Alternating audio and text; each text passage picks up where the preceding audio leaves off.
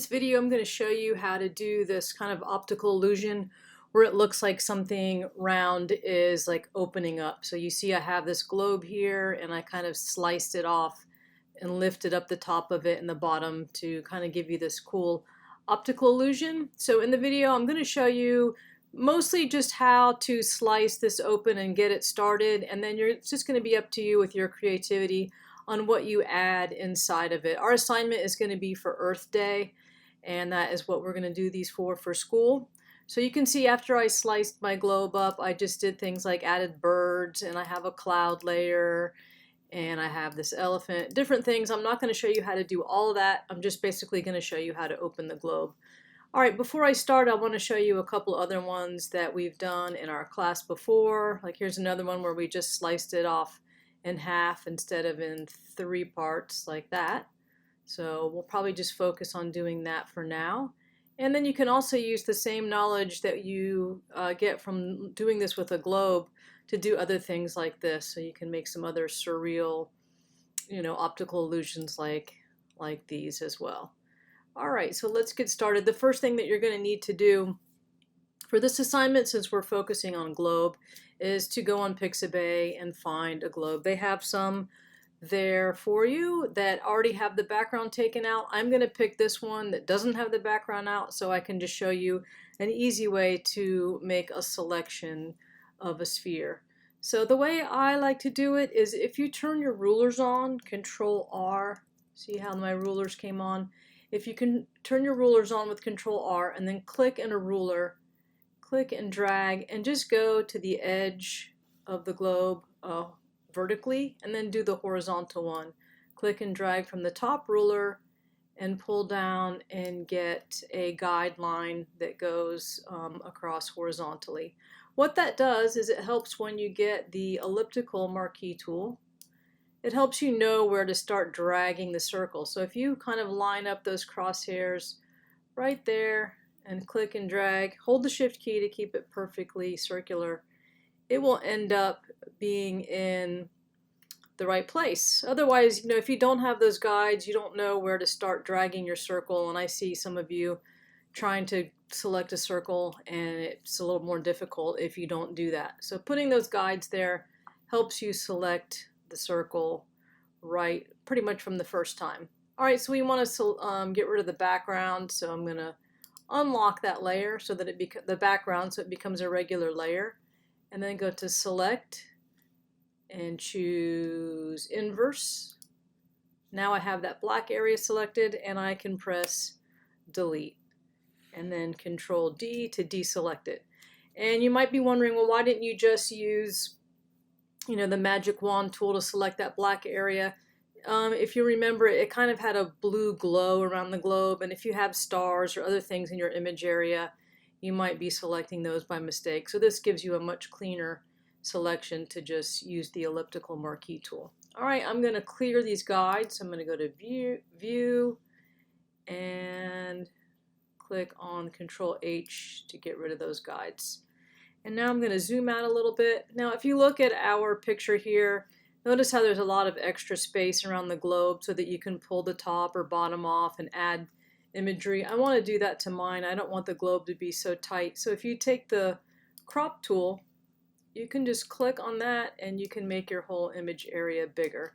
It's okay if you make it too big for now. That's fine. You can always go back and crop it to be smaller later, but I like to have enough image area to work with, especially vertically, because we're going to be pulling the top of the globe up and we want to have room to add some cool artifacts to it.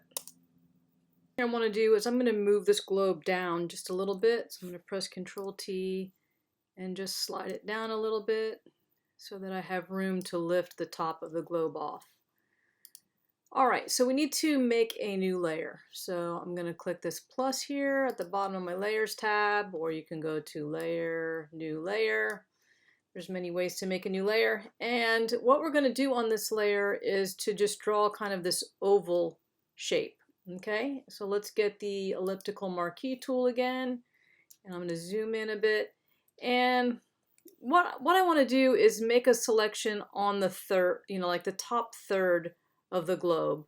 You can do it, a little bit lower if you want it, but I'm going to keep mine in kind of the top third because I just want to lift like this, lift just the top third of it off. If you want to make it lower, it's fine, but I'm going to do it in the top third. So what we do, let's zoom in, get our elliptical marquee tool, go to the edge of the globe, let's say somewhere around here, the top third, and put your cursor right there on the edge and just drag this ellipse out. There's no exact amount it needs to be, but I would say make yours look something around like that shape. Okay, and it's like a squished oval.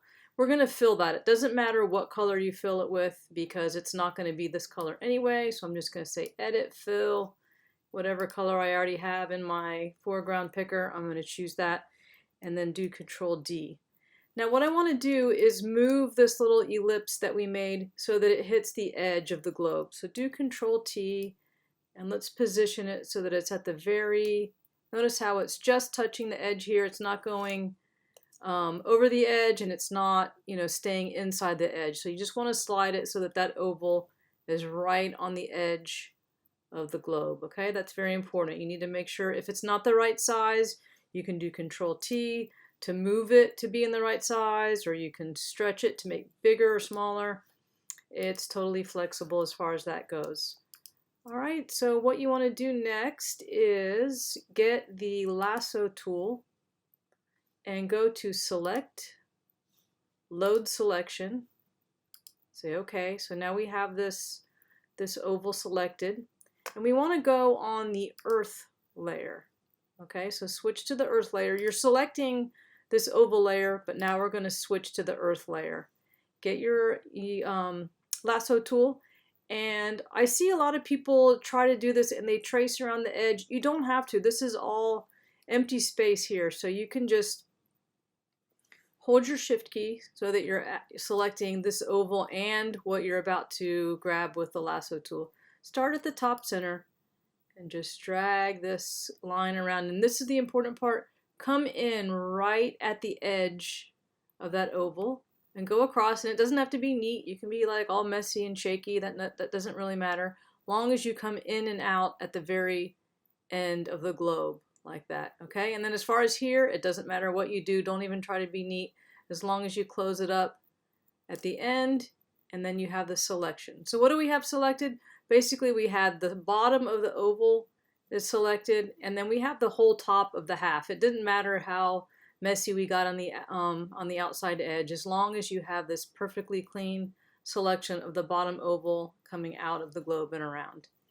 All right, so what we want to do now is we want to go on this Earth layer, press Control C to copy it.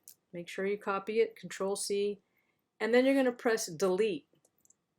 So we just cut off the top half of that globe, and then do Control V to paste the part that we cut off and drag it above the other, and there we go. We have the top of the globe. Then you can use Control T to move it however you want. All right, so for the rest of the creation of your art here, I'm not really going to tell you a lot about what to do because I want you to use your own creativity. I've had students make it look like water was pouring out of the globe. I've had some kids make it look like there was animals or plants coming out of the top, or pollution. Whatever you want to do on this, it's totally up to you. So you can take this top piece here and just lift it up higher if you need to. You can even rotate it like this so it kind of looks like it's a hinge and it's opening up. And so yeah, that part is totally up to you. And as far as what you put in the background, once again, you can just look at some of the stuff that I've done before in the other classes. I kind of combined space with a cloudy background.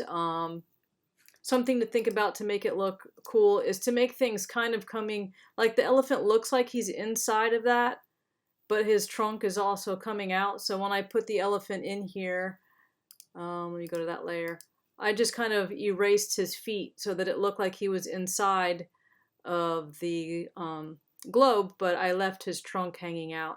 And then, like, how did I do this background here? Let's go to that layer, this top inside. So what I had was, I used some clipping masks. So I made this little top selection look bumpy, like that, and then I put this picture of a desert as a clipping mask inside that little piece that I drew here.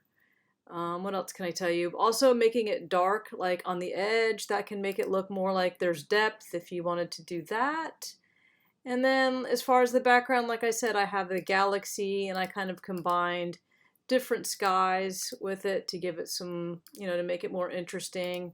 Added some color, some extra galaxies. And then also, I did the bottom slice too, if you want to slice the globe again. On the bottom, you just use the same technique that I already showed you and how to do the first one. So one thing I did want to go just reiterate again, when I showed you how to do this, make sure that when you're using that lasso tool to make that selection, that you press the shift key to select more than one thing. So let me just review that real quick. Select, load selection. Whenever you already have something selected and you want to add to the selection, you have to hold the shift key. I don't know if you can see this good, but there's a plus. Notice how when I press the shift key, it becomes a plus. So if I want to add things to the selection, I have to hold the shift key the whole time I was making that selection. That will add to your selection. All right. And that's pretty much all I can tell you about this. I showed you how to make the optical illusion, and I would like you to use your own creativity to figure out what kind of things that you want to add in there. And then of course, just ask me for help if you're not sure how to do something.